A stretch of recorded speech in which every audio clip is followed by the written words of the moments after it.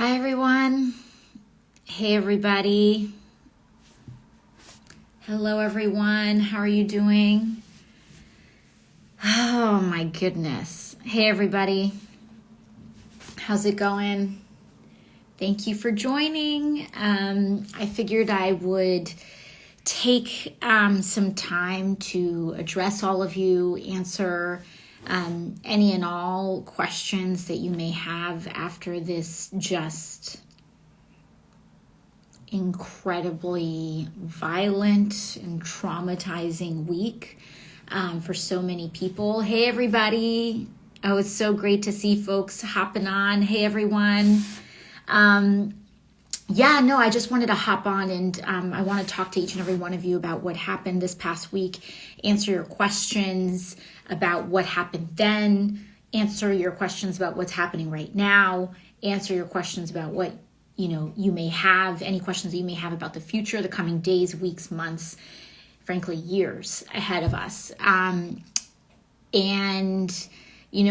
start by just lightly describing a little bit of what I went through on Wednesday and what all of us went through. So Wednesday, as we know, was the president, frankly, assisted by members of Congress, incited an attack on the United States Capitol. This is known as an act of insurrection, an act of sedition. And frankly, he is a traitor to our country, a traitor to the United States. And I don't really think that there's any other way you can put it.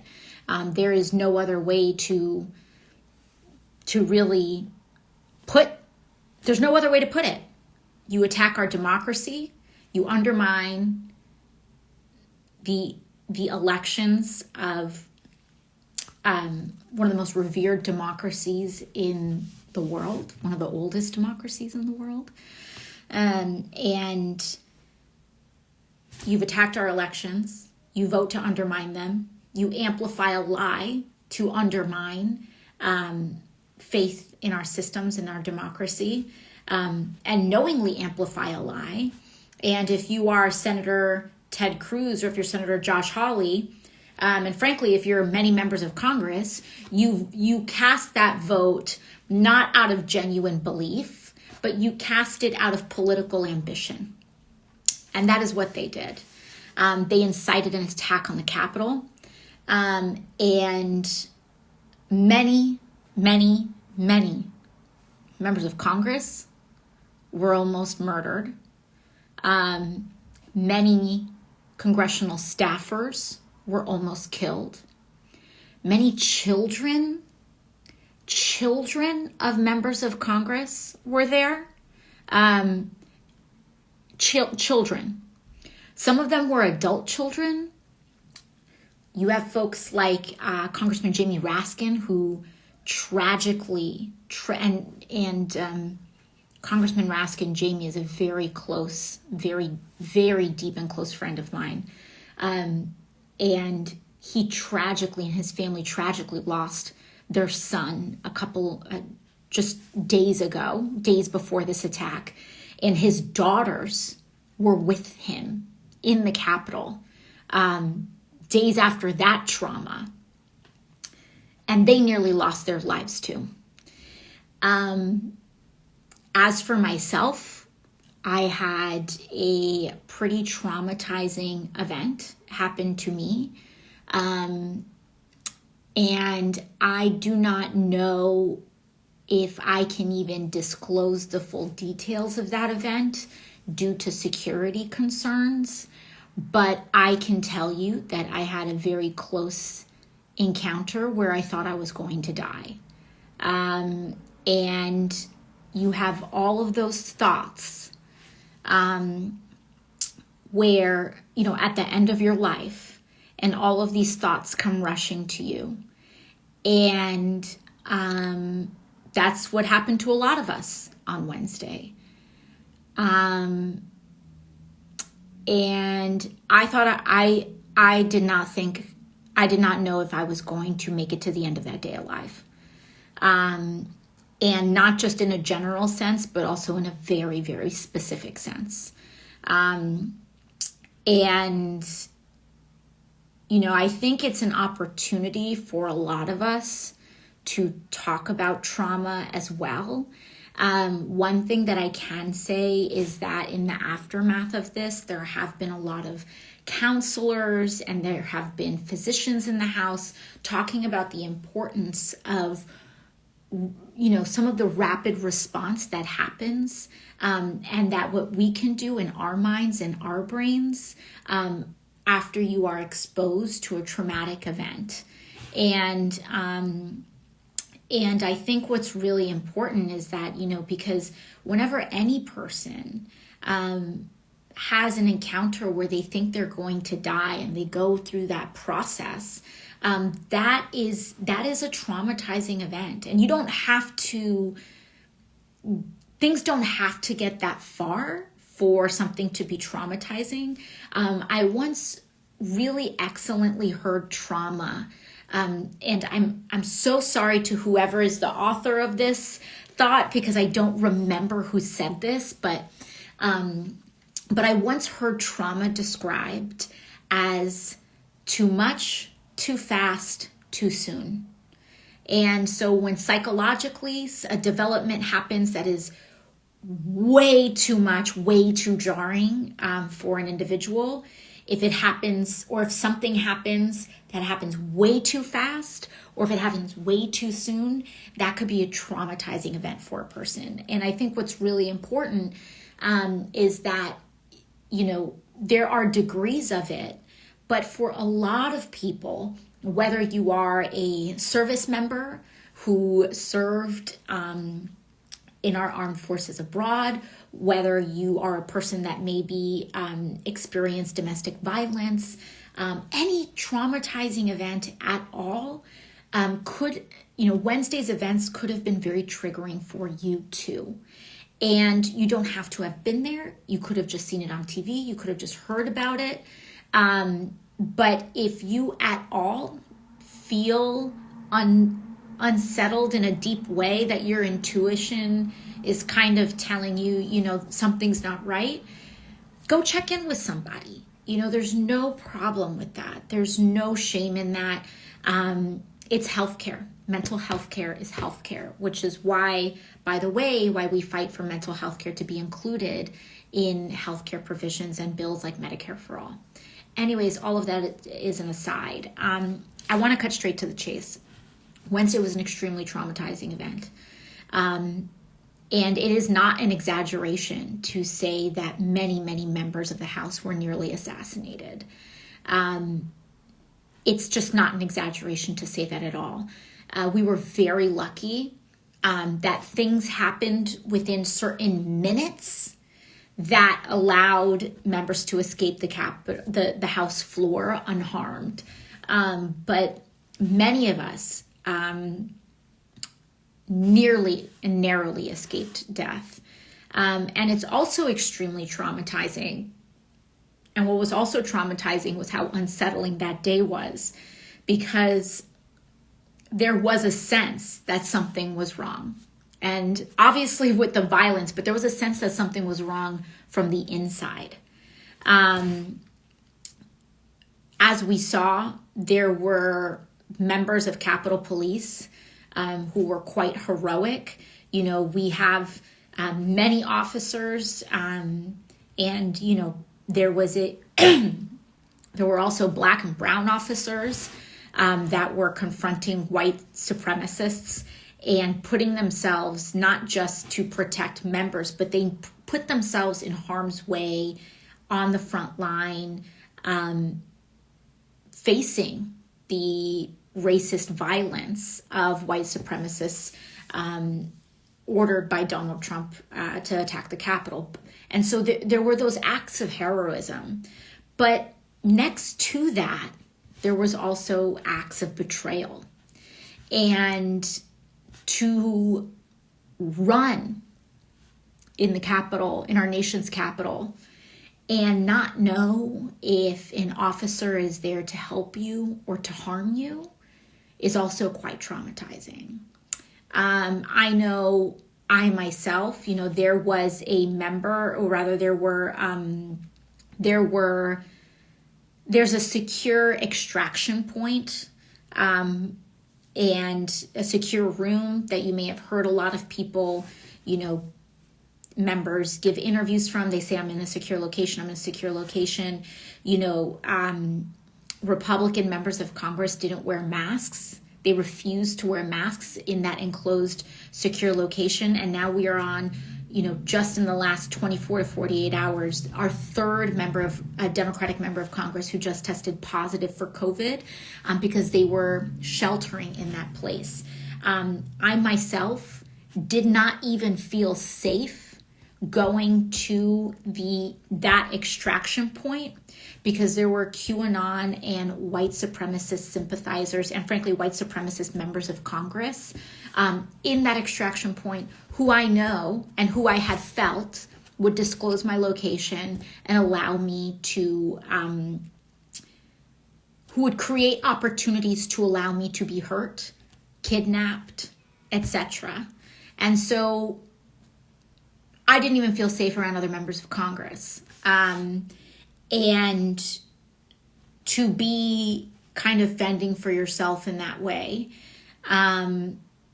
is traumatizing. And frankly, I know for a lot of you, I don't even have to describe it because you've been through it in school lockdowns and you've been through it in false alarms, or if, God forbid, some of you have been through that I hope and I pray that none of you have ever been in a shooting, but if you have been in a shooting, you know what that feels like. And it is no joke, it's no joke. And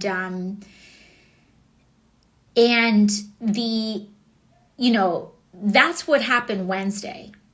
Now, what happens now? We know that Donald Trump cannot be president. We know that we cannot wait until January 19th. We cannot wait until January 20th. We cannot wait until Inauguration Day. He cannot be president right now. He should not have been president yesterday.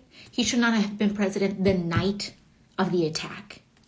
Because Republicans and the people around him are cowards, they will not do it. And in fact, the secretaries, there is something known as so when people say, how do we get him out? How do we get him out? There are actually several avenues. So through the House and congressionally, there's impeachment. Through the president, through the president's cabinet and the vice president, there's the 25th Amendment. And what the 25th Amendment allows is, for is essentially a majority of the president's cabinet and larger portion of the president's cabinet and the vice president have to move forward and declare the president essentially unfit, unwell, and that he must be deposed, or rather he must be removed from office. And that's what the 25th Amendment does. The president's cabinet, you have Secretary Elaine Chao, who is the wife of Mitch McConnell, by the way. Does that seem a little conflict of interest, inappropriate? I don't know. But regardless, she was the Secretary of Transportation. She resigned. Betsy DeVos has resigned. Acting Secretary of DHS, Department of Homeland Security, has resigned. And all of them are resigning rather than fulfilling their duties in enacting the 25th Amendment and removing the President of the United States. I have a message for anyone who is resigning after Wednesday. Too late. Too late. You're not going to resign after Wednesday and act like you weren't a part of it. Were you secretary on Wednesday? Yes, you were. You were a part of it.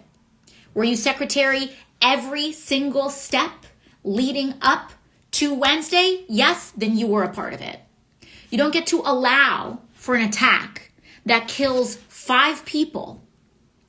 And then afterwards you say, I wasn't a part of it. Yes, you were. You were a part of it when you caged kids. You were a part of it when you repealed Title IX. You were a part of it when the president committed the first dozen number of crimes that he committed. You were a part of it when you excused the law breaking. You were a part of it. You were a part of it. You were a part of it. Those 5 people's blood is on your hands. What are you going to do? And they think that resigning is going to clean that blood off their hands. It is always on them. They are forever stained with the deaths of 5 people, especially when they did not invoke the 25th Amendment to remove this president when they had the power to do so. Cowards. Cowards. Couldn't even stand up in the memory of these officers that they pretend to care about. I don't want to hear or see the Republican Party talk about blue lives ever again. This was never about safety for them. It was always a slogan. Because if they actually cared about rule of law, they would speak up when people break the law. They would speak up. They would enforce fairness and equity, but they don't give a damn about the law. They don't give a damn about order. They don't give a damn about safety. They give a damn about white supremacy. They care about preserving the social order and the mythology of whiteness than the grandeur of our democracy. That's what they care about. They lust for power more than they care about democracy. That's what those people did when they voted to overturn the results of our free and fair elections. And you can barely call them that with the amount of voter suppression that they have engaged in across the country. It is generous, to say the least, to call them that. And so with all of the rules rigged in their favor, the Electoral College is built on a compromise with slavers. The Senate is rigged in their favor. Gerrymandered districts are rigged in the Republicans' favor. This presidency and the law breaking and the pardons of people who have betrayed our country, all of it rigged in their favor, and they can't even win with the whole deck stacked with them.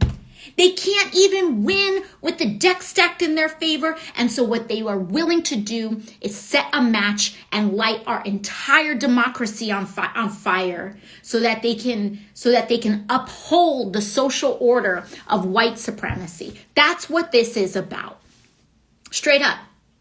This is about thinking that if an election doesn't reinforce your power, then you believe it is fundamentally illegitimate. And why do you think it's illegitimate? And how do you try to delegitimize our elections? By saying Black people shouldn't vote.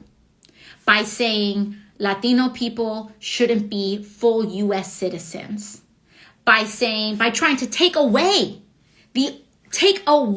strip citizenship away from people who already have it.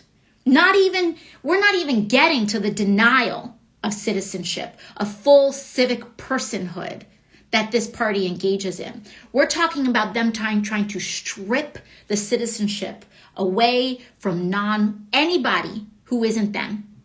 Anybody. And that's what this is about. That's what this is about.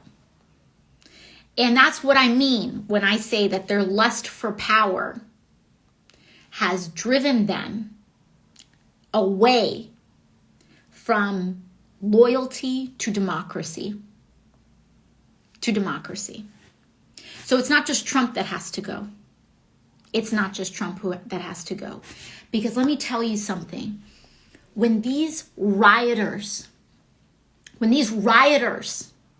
broke into our nation's capital, they flew the Confederate flag inside our nation's capital. Let me break down the historical significance of that for you. This happened. They flew the Confederate flag for the first time in American history in the U.S. Capitol. It didn't even make it in during the Civil War. And there were members cheering them on. Don't get it twisted. Don't let them act like they didn't. There were members who were supportive. You had a member of Congress from Colorado saying, "My people are outside." They flew the Confederate flag when it didn't even make it in during the Civil War. And they said, "Those are my people." So let me tell you something. Let me share this with every member of Congress who voted to overturn the results of our free and fair, again, a generous assessment election, to vote to overturn the results of our election. If any member of Congress so much as stutters to say that the Confederacy were traitors to the United States, that the Confederacy is a legion of white supremacists, if you so much as stutter to say that, turn in your pin and get out. Go join them. Why don't you go join them if you are so sympathetic to them? But you have no place in the capital of the United States of America, in the citadel of democracy, if that's the trash that you believe in. Because we will never go back. I'll tell you that right now. We will never go back. The only way forward is a multiracial democracy that fights for the economic rights of all people and the civil rights of all people, period. And they would rather see our country burn than to see them be shoulder to shoulder equal to others. That is the tragedy of white supremacy. The tragedy of white supremacy is that it is doomed to fail. It's doomed to fail. White supremacists will never, ever, ever live in a world where they will see their fantasies come true. Ever. Which is why they rely on violence. That's why they cling to violence so much, because there is no other way for them. There's no other way. Every other way is democratic and cooperative, where we all must share our genius with one another, where our society is not built on supremacy or on a politics of domination of one another. And they can't live in that world. They can't live in a world without supremacy, without domination. They can't live in a world where they can just coexist. No, they have to reign supreme. And since a white supremacist world, and since supremacy in general is a myth, it will never be true for anybody. Since supremacy is a myth, they have to resort to violence. They have to. Because there is no other way for them. But you know what? What is the result of that? Nothing. It's nihilism. It's just destruction. And then what claim will you have? That you rule over a destroyed society? That the ashes belong to you? Never. Never. And so I want to be clear to Senator Ted Cruz. You do not belong in the United States Senate. I want to be clear to Senator Josh Hawley. You do not belong in the United States Senate. You do not belong in any democratically elected seat when you do not believe that that election was even legitimate, according to your self-serving claims. So get out. If they had any shred of integrity about their claims, their lies really, but their claims about this election, they would take off their pin and turn it in. But this isn't about the truth to them. This is about if they want to be president in 2024. Let me give you a sneak peek. You will never be president.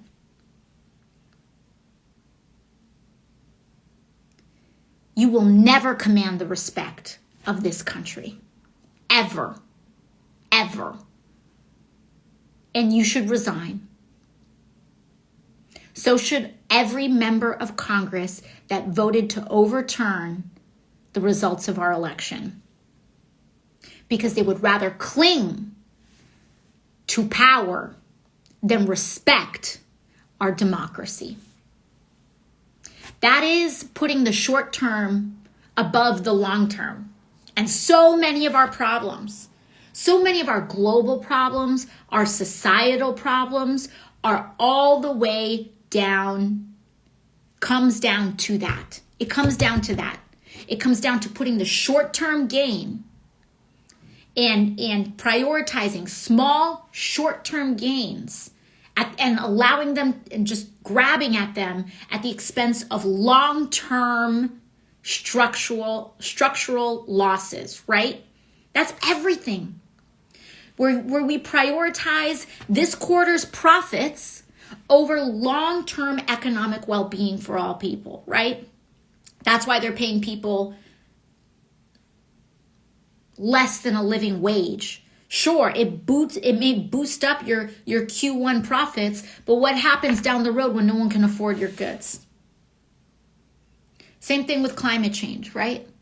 Where we're burning all the fossil fuels in the world and we're clinging on to this system of fossil fuels because of the short-term profits that it bears, and we're allowing that to happen even though we know that it's causing long-term destruction of our planet.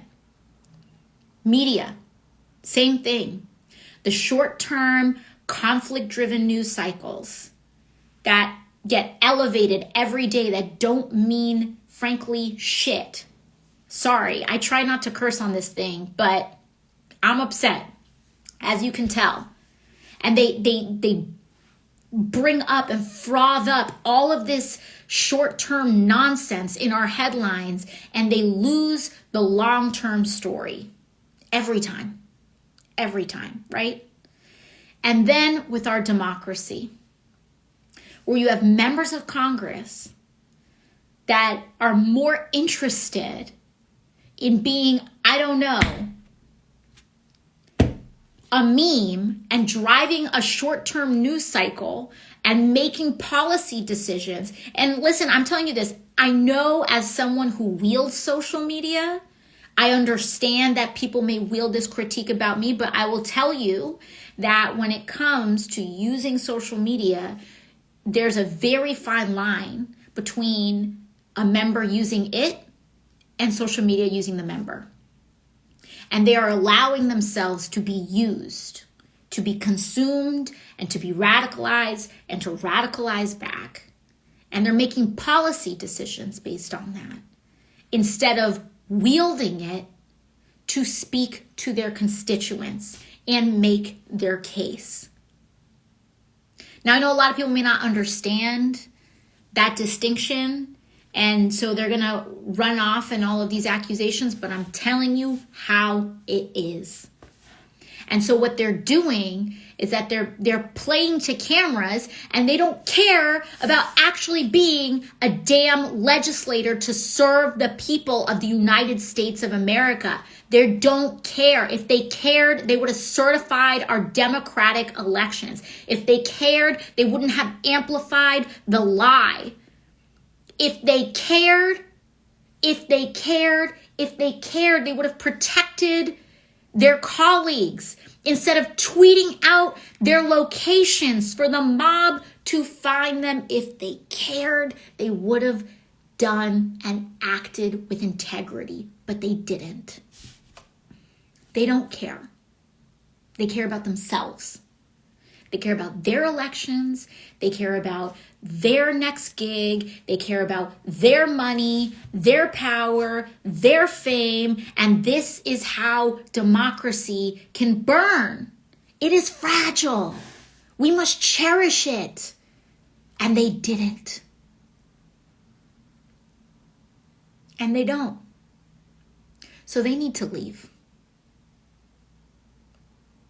Donald Trump needs to leave. Ted Cruz needs to leave. Josh Hawley needs to get out. They need to get out. McCarthy, leader of the House Republicans, voted to overturn our elections. The same election that he was elected in, he voted to overturn. Steve Scalise voted to overturn our elections. Leaders of House Republicans, party leadership. This is like if Nancy Pelosi voted to overturn the results of our elections. You know, you have, each party has their leaders. Nancy Pelosi is leader in the House. McCarthy is the leader of Republicans in the House. Rather, Pelosi's leader of Democrats, and she's speaker. She's speaker of the entire House. McCarthy is leader of the Republican parties in the House. He voted to overturn the results of our election. When his members were begging him for guidance, they were saying, what do we do in this moment? He did not provide any leadership to his own party. He cared about himself. He cared about supremacy.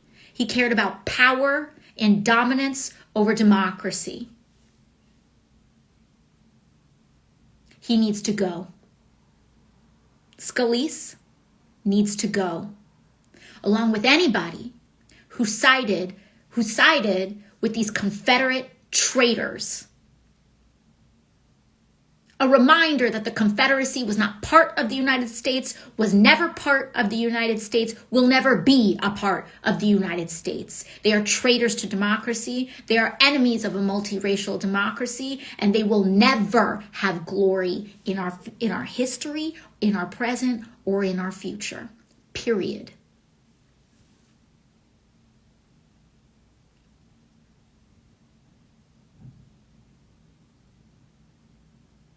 But what we have to do right now is that I need folks to understand that all of us have to strap in.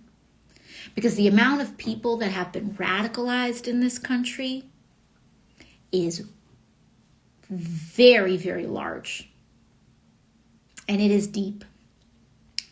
And this is a generational wound that we're going to have to fix.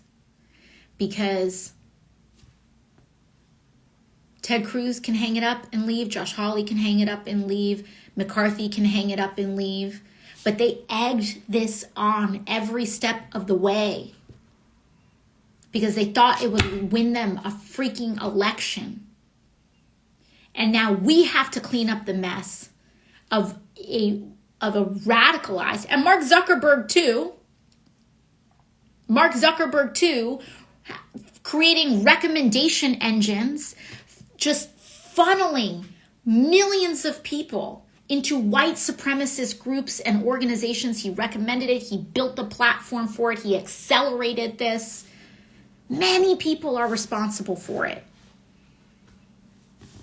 Many, many people are responsible. And,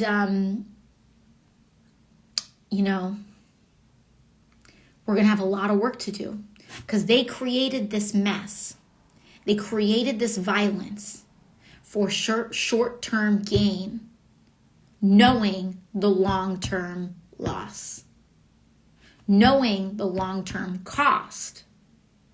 And they will do it over and over and over again until they experience personal consequences, because that's what all of this was about.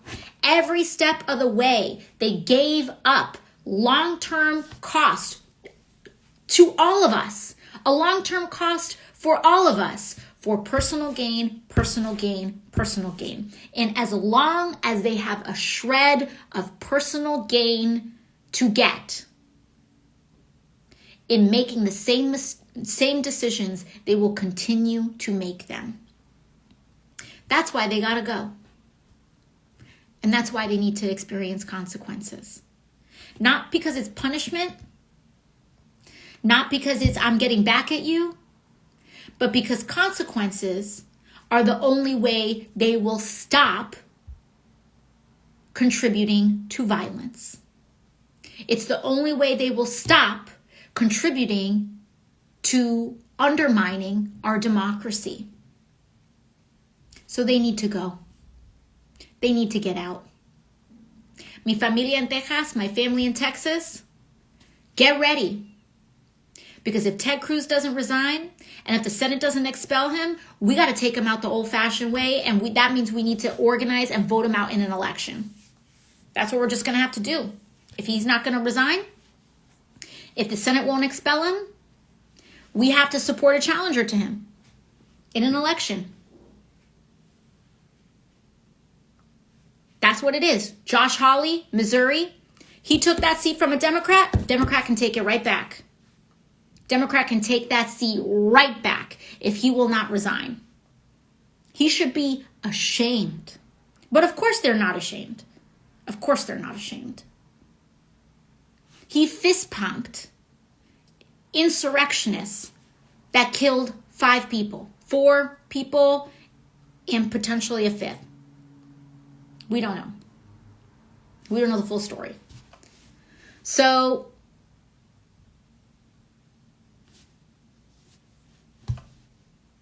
that's what we got to do. We got to organize. And I think what we saw in Georgia is a really good example with Black women leading the way, with multiracial and multicultural organizations leading the way. They proved that southern states are not red states. They are suppressed states, which means the only way that our country is going to heal is through the actual liberation of southern states, the actual liberation of the poor, the actual liberation of working people from economic, social, and racial oppression. That's the only way. That's the only way. We just got to keep pushing. But tonight, the votes that happened were to urge Vice President Pence to invoke the 25th. And then tomorrow we vote on impeachment. We will be impeaching the President of the United States tomorrow. And while it's a little late for some Republicans to try to scramble together a reputation, maybe if there's anyone in that party left who is willing to not only act out of selfish interests, maybe you should vote to impeach him, not because of the way it'll game out for you politically. Maybe you should vote to impeach him because he's an active threat to every single American, and that you should help us actually save our country for once. Maybe you should just do it because it's the right thing to do, instead of what you can build a freaking email list off of, or whoever's paying you or paying your campaign to do whatever it is that you do. Why don't you just vote because it's the right thing to do? And maybe you can vote tomorrow on a different thing based on you thinking it's the right thing to do. And the day after that, maybe you can vote on something else in the way that you vote on it because you think it's the right thing to do, and not because of the political pressures of the donor class and what they put on you and the way that they make you feel like you can justify it to yourself. Maybe we should just start voting on things based on whether we think it's right or not. And stop pretending that this shit's complicated. Because it's not. You're either with the people or you're with that mob. It's pretty clear cut. Anyways, I'm going to answer some questions. Now that I went off on my rant, happy to answer some of your questions. I want to pull up the question tab real quick, see what I can do. Someone said, can you please save this live? I jumped in late. Yes, I can save the live.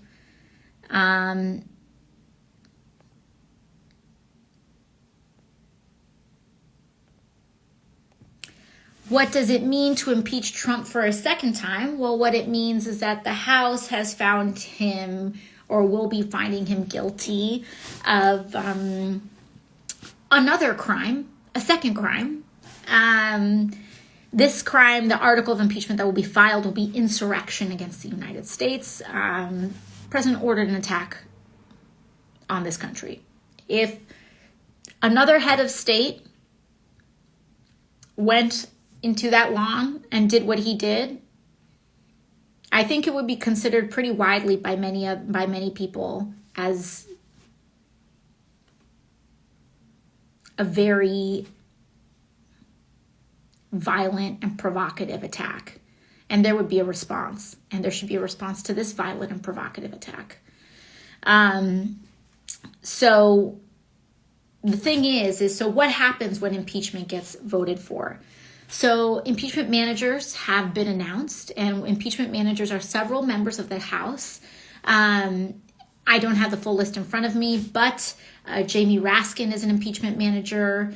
Joe Neguse of Colorado will be an impeachment manager. Stacey Plaskett. So my Virgin Island fam, your member of Congress is going to be an impeachment manager. Joaquin Castro will be an impeachment manager. Several others, I apologize, I don't have the whole list in front of me, will be impeachment managers. And essentially what that means is that once the House votes on impeachment, the impeachment managers essentially walk over the articles of impeachment to the Senate. The Senate essentially convenes into kind of like a court in its setup. And the impeachment managers essentially act as prosecutors in the case against the president. And so that would be the next step in the impeachment proceedings against Donald Trump. And if he is convicted, if enough Republicans are vote to convict the president, he may be removed from office. He will be barred from ever pursuing federal office ever again. And there's also the potential for him to not be able to pardon himself in crimes associated with the impeachment charges. So, that among, potentially other consequences are what is up for impeachment. And when we talk about removal from office, there are several ways that Donald Trump can vacate his seat. He can resign. As you can imagine, the odds of that are relatively slim because he's a narcissist, but he could resign. That is one option. There is the 25th Amendment where the vice president and the cabinet remove the president, and there is impeachment. And some folks have also looked into the 14th Amendment, which explicitly talks about removal due to insurrection. And so there is some kind of exploring there, but the task ahead of us and the most clear-cut path right now is impeachment or the 25th. Mike Pence has said that he doesn't want to invoke the 25th, and so we are pursuing impeachment. Looking at some of your other questions here.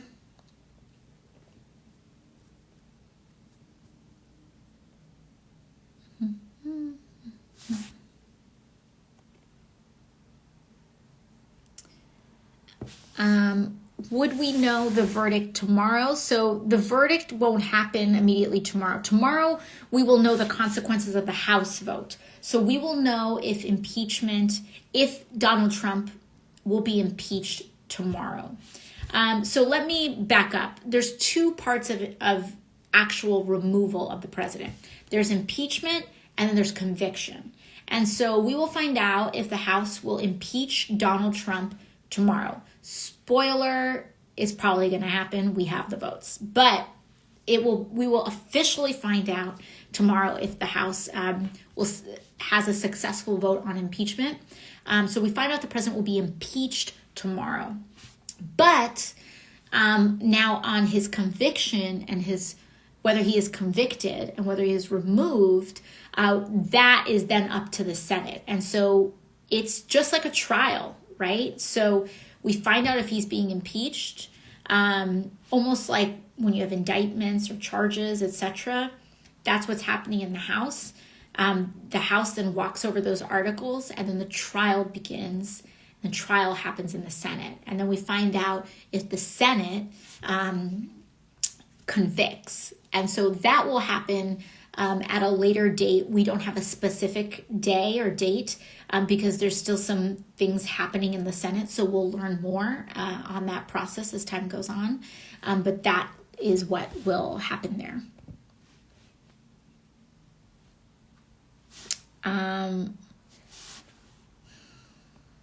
Will the trial continue out after he is out of office if needed? Yes. There is nothing that prevents. There is nothing that prevents an impeachment hearing.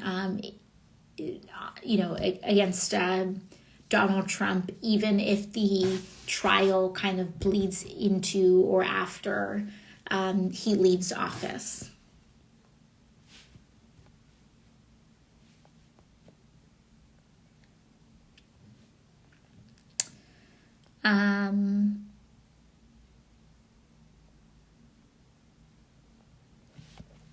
Is there any point in conviction after inauguration? Yes, there is. One of the biggest points is that it prevents Donald Trump from ever holding federal office ever again. And so, as you know, he lost. Donald Trump lost the election. He lost. He didn't even win the popular vote last time. So I don't know why so many members are surprised that he lost this time. But he lost. And so it would potentially mean, technically, that he would be able to run for president again. And so conviction, even after the inauguration, would prevent him from ever being able to run for president again, or ever even being able to threaten to run for president again. So it does have a benefit because he lost.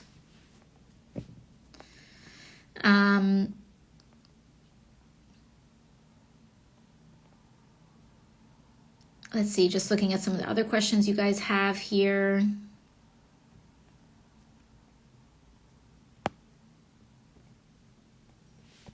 Someone said, do you think violence will continue after the election?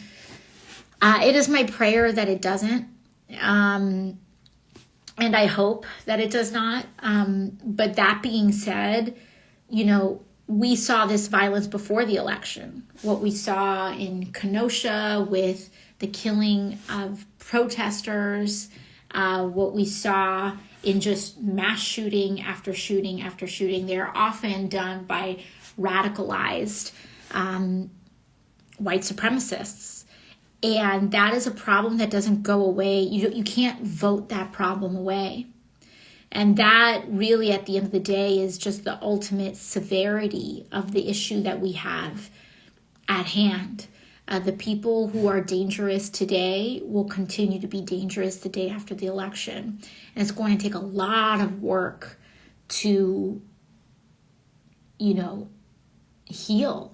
I will say that it is possible. We held we did these hearings. I serve as the vice chair on the subcommittee for civil rights.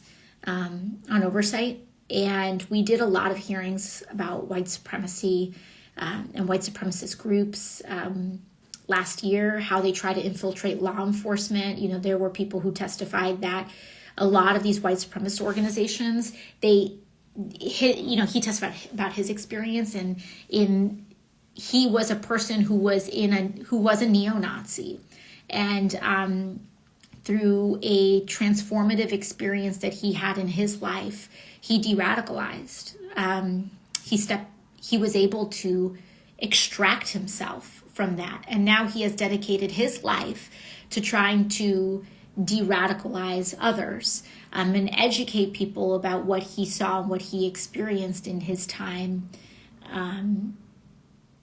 being radicalized in a white supremacist organization. And one of the things that he had said was that in his group, in the group that he was in, you know, they were actively told to not get tattoos and to not get specifically white supremacist affiliated tattoos, because it would make it easier for them to get into law enforcement. Because if you have those tattoos, you can be disqualified quite early. So I say that because it just indicates just a crumb of the work that we have to do, because a lot of people have drank the poison of white supremacy. And that's what Donald Trump represents. Just is. And if at this point you haven't recognized that and you don't see it, maybe you have a lot of work to do too.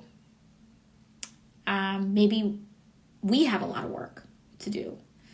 But that's a real big issue that we have. Someone said, I'm seeing here $2,000 checks. Is that also a priority? Yes, it is a priority. We are fighting, the first thing that's on the table, I think, is a real COVID relief package, because people didn't get a real COVID relief package. $600 is a joke. And so what we're fighting for is for retroactive unemployment, for $2,000 checks,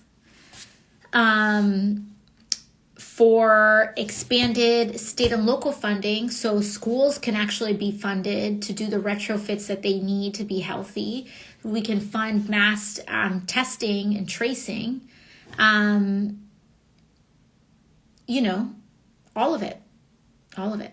So it's absolutely a priority, and I'm just looking forward to us getting past this nightmare. But we are going to get past it. And this is something we're going to have to live with.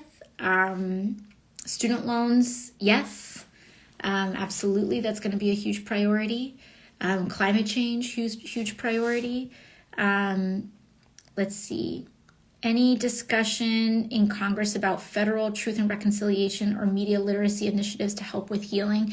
I definitely, I can't say, I don't think that the response, this kind of like medium term response has fully crystallized yet.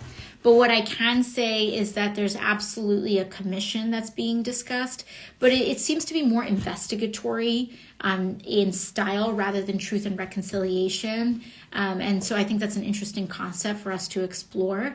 And, I do think that several members of Congress in some of my discussions have brought up media literacy, because that is a part of what happened here. And we're going to have to figure out how we rein in our media environment so that you can't just spew disinformation and misinformation.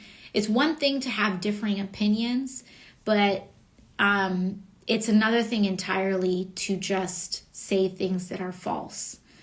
And so that's something that we're looking into. Some folks are asking what I'm doing for my own healing. Thank you for that question. I think I'm still figuring it out. So far, I've just been trying to give myself a lot of rest. And I definitely know that my body and my brain have been at work because I've had like 2 days since the attack where I just slept a lot more than I usually sleep. And that to me is telling me that my body's going through something and my brain is trying to heal. And so I'm just trying to give myself as much rest as possible. I'm sure I'm going to talk to somebody and just, seek and discuss with a counselor just to make sure that we can get started on that path on the right step. And I'm not ashamed to say that because I think nobody should be ashamed to say that if anything happens to you, so many people in our country have lost a loved one due to COVID. And the trauma of this past year has just impacted, I wouldn't be surprised if it was millions of people. I think millions of people have been traumatized in the last year alone. And so if I want to be a good leader and set a good example, I have to show that I'm willing to do the steps that I think everybody should be willing to do if they've gone through trauma. And so I will keep you updated. Honestly, I will admit that I haven't done a ton of work on that front since Wednesday. I've just been resting and sleeping. I have been doing work because I have to work, but I've been sure to not try to bury what happened in work, which, if I'm going to be completely honest, I was 18 years old when my father passed away, also a traumatizing event, and he was, I was with him. I saw it happen. And when I was 18 years old, I know that my response was to bury myself in work. And I was, we all have different responses. And my response was to be like very, I went back to school and I tried to raise my GPA and like I was doing all these clubs and all this other stuff. And it was really just, dealing with it by not dealing with it in a way. And I think as a consequence, it took me a long time to really process what happened and the loss of my dad at a young age. And I feel like it really took me maybe 10 years to really process what happened because I kept not processing it. And so, I think that's just because like you're okay, or just because you're able to go to school and do well and maintain a job and, what have you, it doesn't mean that thing hasn't hurt you. And you need to be able to process that hurt so that you can be your best self and that you can integrate what happened. And, I don't think any of this makes any person broken. I just think that, I don't think anyone makes it through life unscathed. Things are going to happen to all of us. And that is just, it's an essential fact of life. It is really sad. But, to live through this life is to often mean to lose loved ones or to live through trauma, or to, be exposed to things like that. And the best thing that we can do is to move through them and heal through them in a healthy way. Because if we can move through them in a healthy way, then that means we can end those cycles of trauma and prevent it from happening from someone else, right? Because trauma can often be very cyclical. Like they say, hurt people hurt people. And we can stop these cycles of hurt, right? Like when a white supremacist storms the front of the Capitol and engages in this highly violent event, that could lead even a person who was a victim of that violence to have their heart turn black and to, succumb to this cynicism, which may lead them to make a decision that hurts other people or spreads negativity. And then the cycle goes on and on and on. And a big part of our responsibility is in healing. A great thing about healing trauma is that you can stop those cycles. And you can stop those cycles of harm. You can stop those cycles of hurt. And so, sometimes that trauma can be, to some person may seem like, it's mild. And I don't want to put things on some hierarchy of like, oh, someone went through something way worse or what have you. Sometimes you have a very neglectful or verbally abusive parent. That is traumatizing.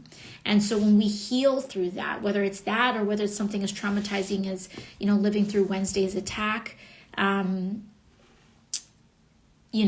think that is... That's a big part of how we can make the world better. And that's how we can heal the world. And sometimes your trauma isn't just about hurting other people, but sometimes you hurt yourself. Like you think that you are less than what you are, or you don't think you're worthy, or you've internalized it in a way, and it hurts the world because it prevents the world from really experiencing your brilliance and your greatness. And so anyways, all of this is to say, I hope you are okay. I feel okay so far, but we also know that these things have a long tail. And so I just wish each and every one of you really well, and I will continue to be providing you updates as time goes on. All right. Bye.